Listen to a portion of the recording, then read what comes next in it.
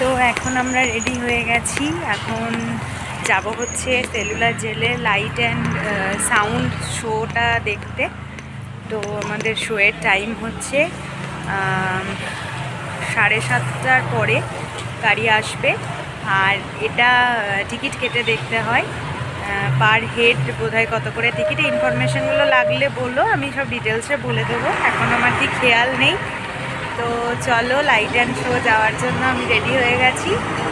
তো দেখা যাক, তোমাদেরকেও কিছু কিছু ভিডিও ক্লিপস নিতে পারলে নেব। শুনেছি খুব ভালো হয়, মানে দেশের বিপ্লবীদের যে কীভাবে অত্যাচার করা হতো, কীভাবে ফাঁসি দেওয়া হতো, খুব প্যাথেটিক, খুব খারাপ লাগে দেখে, সেগুলো সব দেখানো হয়।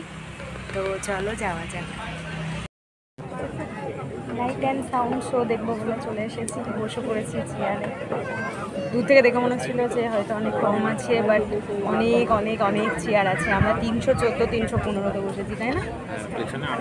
পেছনে আরও অনেক লোক আছে, অনেক চেয়ার আছে। রাতের সেলুলার জেল।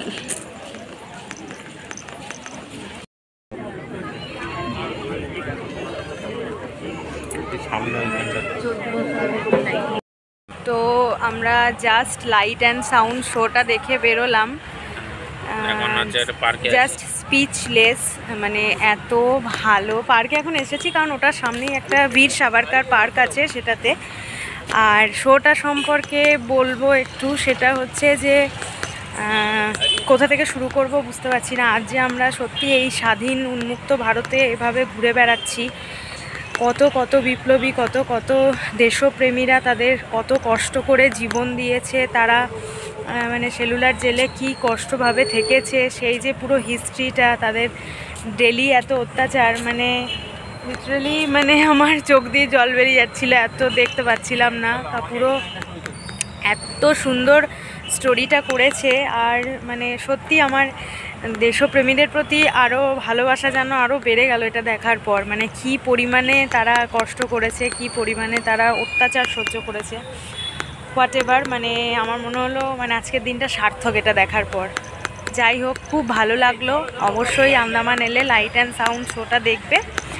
তো যাই হোক, আজকের মতো দিনটাকে এখানেই সমাপ্ত করলাম। এটা একটা ভিডিও কমপ্লিট হয়ে গেল। এবার আমি কালকে থেকে আবার নতুন ভিডিও স্টার্ট করব। তো এই ভিডিওটা কেমন লাগলো অবশ্যই জানিও। ভালো লাগলে লাইক কমেন্ট করে যেও, কোনো প্রশ্ন জিজ্ঞাসা থাকলে অবশ্যই করো। আর এটা অ্যাকচুয়ালি আমাদের টিকিট বুক ছিল, টিকিট বুক করে দেখতে হয়। যাই হোক, চলো টাটা বাই। আরও ইনফরমেশন লাগলে জানিয়ে দেবো। Tata bye.